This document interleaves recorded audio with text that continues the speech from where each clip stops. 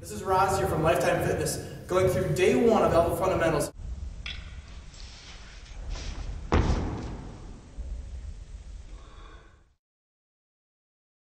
Put your hands on the bar, evenly move your hands out with your bar resting on your waistband, and from there you're going to go from belly to back with straight arms.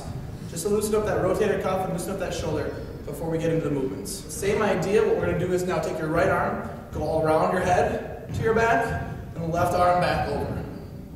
And we'll go each direction about 5 times, just again to loosen up that entire shoulder.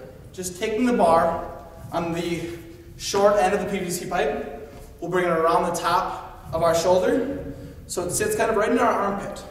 Grabbing the bar with our opposite hand, and keeping the bar behind my shoulder, all I'm going to do is pull up on this bar, allowing my lats and triceps to stretch out.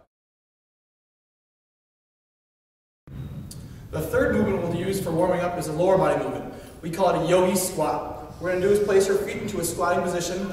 Heels should be slightly outside shoulder width, toes again slightly externally rotated. From there I'm going to my bottom of my squat, putting my hands together. I'm going to place my elbows on the insides of my knees and just slightly pushing out on my knees.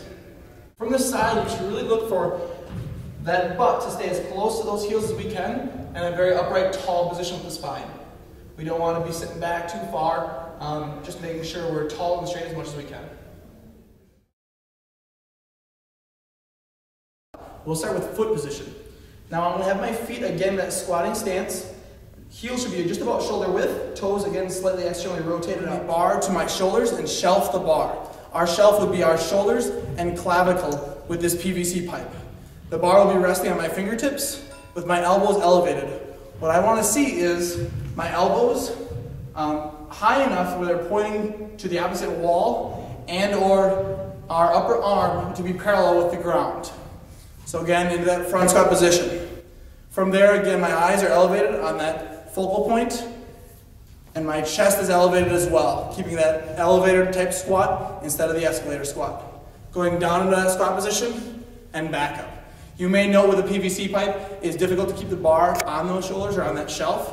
As much as you can, relax those hands.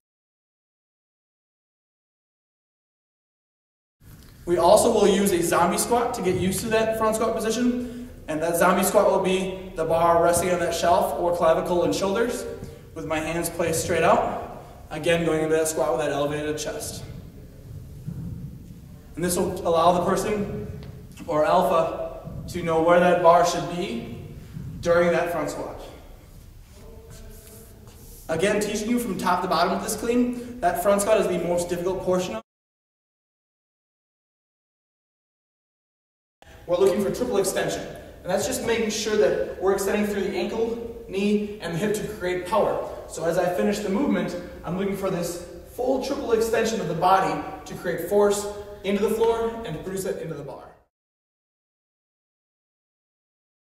So with the clean, now that we've learned the front squat, we're going to learn finishing that second pull and into the receiving position. So after we go through that triple extension, going into that receiving position or that front squat position with a bar.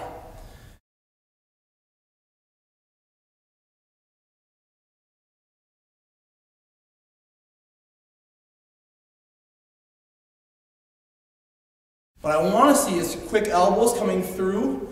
So as I come through on that bar, my elbows snap to that front squat position we were just teaching.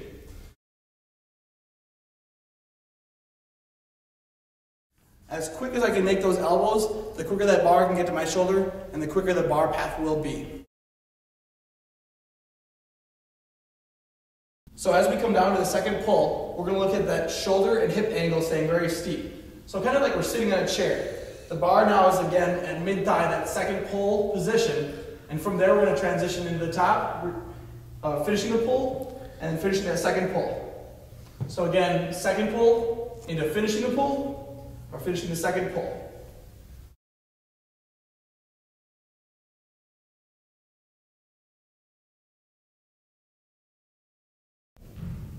From there, we're going to go into first pull, or mid-shin with this bar.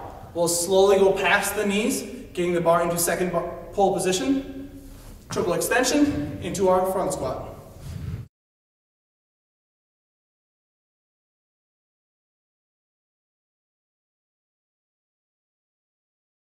Again, looking for that fish hook bar path with this movement. The bar is staying close to the body, and then hooking back after we go into that front squat position will be a big cue as well.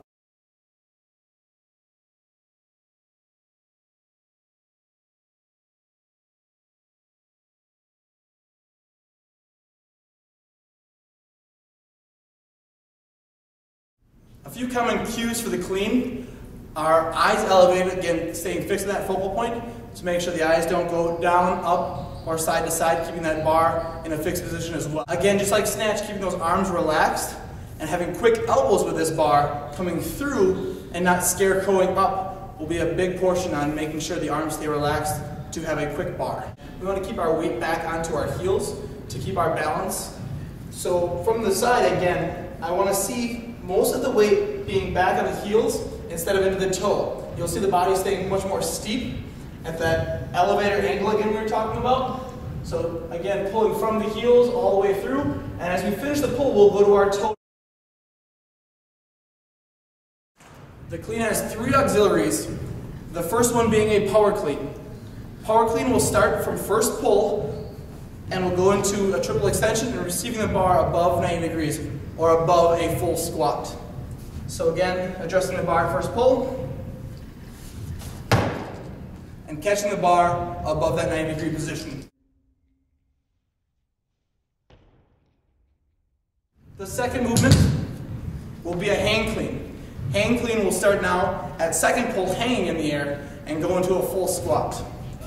So, grabbing the bar, coming down to hang position, or that second pull position, through triple extension, and into a full squat. The